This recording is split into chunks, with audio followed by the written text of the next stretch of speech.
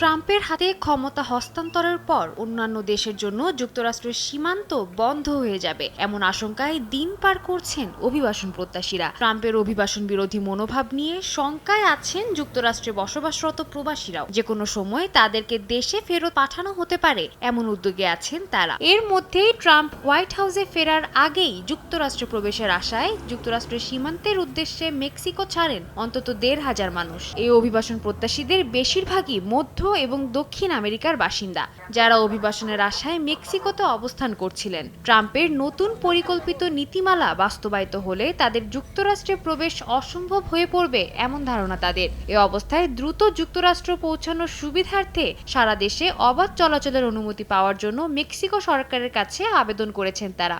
নিজ দেশে চাকরির অভাব এবং জীবনযাত্রার মানের করুণ অবস্থার জন্যই তারা যুক্তরাষ্ট্রে পাড়ি জমাতে ইচ্ছুক বলে দাবি বেশিরভাগ অভিবাসন প্রত্যাশীর।